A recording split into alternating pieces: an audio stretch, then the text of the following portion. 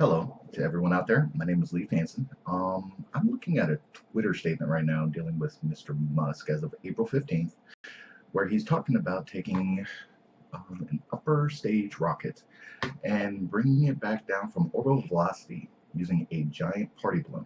Okay, I don't know if this is a joke or if this is actually true or not, but I hope it's a joke.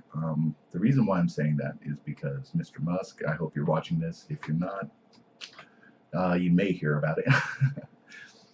But I want to ask, why a giant balloon? I mean, in this situation, you want to create more drag. You don't want to worry about lift. You don't want to worry about any form of aerostatic lift. A balloon would actually create equal pressure around the sides. Okay, so as you're coming into the atmosphere, you're going to have it elongate itself, literally stretch itself out, making itself more aerodynamic, actually reducing the amount of drag. And that's if it doesn't make it through burnout. That's if it does. Why not, in that same sequence, instead of going with a weather balloon, why don't we use nature? I grew up in the Midwest. Kansas, and pretty much out throughout North America, we have these little seeds that come down in the fall. They're known, we call them helicopters, or at least I did. And it was interesting because they always had the seed in the middle, and it had one blade that would actually cause it to spin and create a gyroscopic effect, causing it to stabilize and also to reduce the fall for the seed as it safely landed on the ground. Okay, and what I'm asking is, have you possibly even looked at as far as an autorotor sequence? Literally, as you would launch the rocket up, the blades stay down along the sides. Then, as you re-enter the atmosphere, or right before it, what you would do is rotate it so you have your rocket engines pointing down for your retros. But then you would have a sequence that would actually extend the rotors out, and they would actually be on a ring located around the entire fuselage. As they come snapping into place as it enters our atmosphere, it would start to spin. Now, obviously, based on the torque of the actual payload or whatever's coming back in, there's going to be a little bit of difference as far as velocities, as far as what's spinning and what's creating force. So you can sit there and even use that to generate energy in the process. For instance, you can sit there and have it blow tanks, causing the spin to reduce on the fuselage while allowing the rotor blades to actually increase.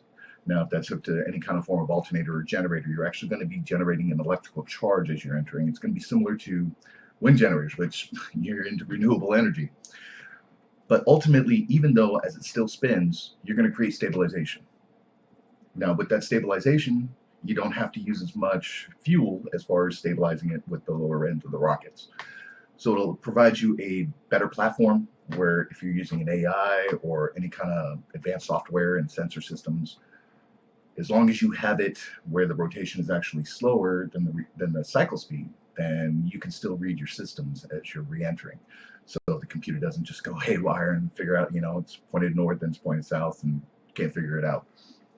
But these stabilizing blades, as long as you have the center of gravity below it, what it'll do is increase your drag, creating electricity within the system. So in case you ever have any kind of faults in your electrical system, literally say a battery blows too hot as it's going through reentry, it'll blow.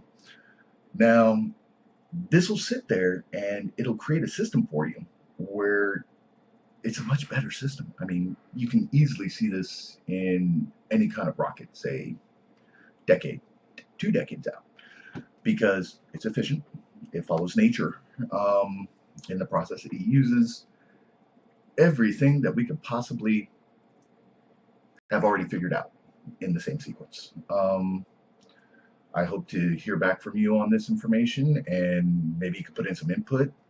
I don't know. I mean, hey, I'm not a rocket scientist, but I used to build thermonuclear submarines. So maybe we can share information. Maybe I can give you the information and hopefully save you guys millions of dollars in taxpayer money in research and development. Okay. To all the others that are listening, thank you for your time. And Mr. Musk, I wish you the best. Thank you.